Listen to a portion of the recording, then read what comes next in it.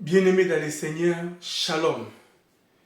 Je nous bénis dans le nom de Jésus-Christ et je vous transmets mes salutations chaleureuses à nous tous. Et je rends grâce à Dieu pour l'opportunité que la mission évangélique Emmanuel me donne à travers ces moyens de la technologie pour vous atteindre de là où vous êtes. Nous voulons nous encourager à travers la parole du Seigneur. Nous allons prier. Père, merci pour ta parole. Qu'elle nous fasse beaucoup de bien dans le nom de Jésus-Christ. Amen. Bien-aimés, il y a un psaume dans la Bible que nous connaissons tous. Nous allons essayer ensemble de réfléchir autour de cela. Nous considérons le psaume 126 à partir du verset 1er jusqu'au verset 6. La Bible dit, cantique des degrés. Quand le Seigneur ramena les captifs de Sion, nous étions comme ceux qui font un rêve. Alors notre bouche était remplie de cris de joie et notre langue des chants d'allégresse. Alors on disait parmi les nations, l'Éternel a fait pour eux de grandes choses. L'Éternel a fait pour nous de grandes choses, nous sommes dans la joie. L'Éternel ramène nos captifs comme des ruisseaux dans le midi. Ceux qui sèment avec larmes moissonneront avec chants d'allégresse. Celui qui marche en pleurant, quand il porte la sémence, revient avec allégresse quand il porte les gerbes. Bien-aimés dans le Seigneur, le contexte de ces psaumes, les enfants d'Israël se trouvent en captivité à Babylone. La Bible nous relate, ou même l'histoire nous dit que lorsque le roi de Babylone est venu prendre les enfants d'Israël, il arrachait une mère à ses enfants ou à son mari, vice-versa, ou les enfants à ses parents. Donc il a sémé un tohu-bohu, un désordre total. Un mari qui voit sa femme partir en captivité, ou une femme qui voit son mari partir en captivité, ou les parents voient ses enfants partir en captivité, etc. Donc du coup, les enfants d'Israël qui sont restés en Israël, la partie du peuple qui sont restés, étaient dans le comble du malheur. Et ceux qui sont allés aussi à Babylone vivaient dans la captivité et dans le malheur. C'est pour ça que la Bible nous relate, dans le psaume 137, il dit, là nos vainqueurs nous demandaient des chants et nos oppresseurs de la joie. Chantez-nous quelques-uns des cantiques de Sion. Comment chanterions-nous les cantiques de l'Éternel si une terre étrangère?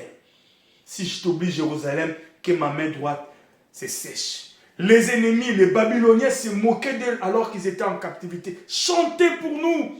Vous êtes habitués à chanter. Il dit, comment chanterions-nous un cantique sur une terre étrangère? Ils étaient dans la calamité, ils étaient dans les déboires, dans la désolation la plus totale. Et ceux qui sont restés aussi en Israël vivaient dans les combles du malheur. Mais le livre des psaumes 126 nous envoie vers un regard d'espoir, vers un regard de joie. Pour dire quoi? Pour dire qu'il y a toujours un espoir. Lorsque Dieu fait la promesse, il accomplit. Ceux qui sèment avec larmes moissonneront avec cris d'allégresse. Je ne sais pas, bien-aimé, dans quelle situation tu es en train de s'aimer. Tu sèmes au travail, tu sèmes, je ne sais pas, à l'église, tu sèmes peut-être dans ton mariage. Je ne sais pas, il y a un effort que tu es en train de conjuguer. Il y a des choses que tu fais, mais ces choses sont accompagnées par des larmes. Ils sont accompagnés par des souffrances. Je ne sais pas, l'abstention, tu ne veux pas le péché, tu es calomnié, tu veux vivre dans l'intégrité, tu fuis l'adultère, l'impudicité, la magie, l'occultisme, je ne sais pas quoi, toutes ces choses sont devenues comme une oppression parce que tu as pris la résolution d'abandonner ces choses. La Bible dit, ceux qui sèment avec larmes, moissonnent avec chants d'allégresse. Celui qui marche en pleurant lorsqu'il jette la sémence, il revient avec joie lorsqu'il y a la récolte entre ses mains. Bien-aimés dans le Seigneur, ils ont typifié l'image des agriculteurs. Lorsqu'ils marchent pour jeter la sémence, c'est avec larmes, c'est avec souffrance, parce qu'ils font des efforts sous les soleils ardents. Mais lorsqu'ils reviennent plus tard pour récolter, ils récoltent avec la joie.